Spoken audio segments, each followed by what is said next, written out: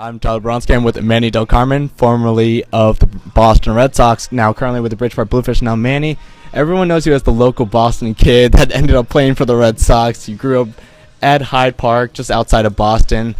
Growing up, how much did you follow the Red Sox? Did you go to a lot of games, and just some of your favorite Sox to watch growing up? I probably sat in every section in that park growing up. And, being the local kid, like you said, I played in every Little League park in the city. So, my dream was always to, make it with Boston. And, made that happen. Got drafted in 2000 by them. And, when I was coming through high school, when I started pitching more, my dad made me sit down and watch Pedro Martinez, all the time. And, but it was definitely a guy that, learned how to attack hitters and be, fierce on the mound. And I always wanted to be like that. Yeah, most definitely. Now let's talk about that 2007 season for you personally, because you lowered your ERA from 2006 to 2007 by about 3. So what did you do in 2007 kind of develop or change as a pitcher to make you so effective that year? I think the Red Sox, they had a really good, development in the minor leagues. And when I first got called up in 2005, got a little taste of the big leagues through well. Yeah. 2006, Mike Timlin went down and they gave me an opportunity, and I didn't have a really set role. And in 2007, I kept the same approach, and just the Red Sox and Francona and them gave me an opportunity to become the 7th, 8th inning guy and just build my confidence up, and I think I just kind of ran with it. Yeah, for sure. Now, 2007 for you guys as a team, man, you guys were really good that year. First place team, winning 96 games. You guys face up against Mike Scioscia's Angels in the ALDS, sweep them. But then you guys face Cleveland, and, man, they shocked you guys. They're up 3-1 in the series. What's the mentality of the team at that point? Were you guys kind of surprised at all you're down in that series to begin with? Cleveland definitely had a good team that year too, and I remember, like you said, being down 3-1. And I don't remember Garco, the first baseman. Okay, yeah. He made a little comment during that series when we were down 3-1 going back to Boston that that the champagne tastes the same anywhere we go. So this is a true story. Yeah. They put that quote in everybody's locker. And we ended up taking that last game in Cleveland, and then obviously we tore them up in Boston. So, it was a funny comment, but it kind of turned everybody a little mad, and everybody just came together, and we turned it around and ended up winning. So it was awesome. I'm sure, man. Now, after winning that series, you guys must have been so confident going against Colorado. How high was the confidence level of the team at the time, and were you surprised you guys kind of swept and almost beat down on them the way you guys did? Yeah, it was surprising because they had Tulowitzki and Helton and all those guys, and I remember they took, I think it was 5 days off waiting for us to finish. I think they took 6 or 7 days off, waiting for us to come in and play. And you know how it is. We went 7 games with Cleveland and we ended up winning, and so we already got that fire going into the World Series. And they took some time off, which I think killed them. Okay. But we ended up sweeping, and I wish we would have just won it in Boston and not in Colorado. Yeah. So we did a little celebrating, but I wish we would have definitely won in Boston. I gotcha.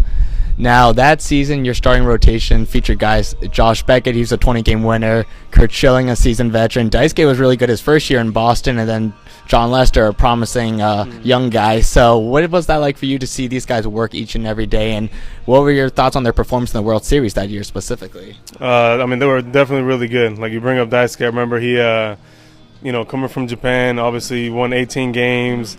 Having a Josh Beckett, John Lester, you see who he is today. He was the workhorse of the team.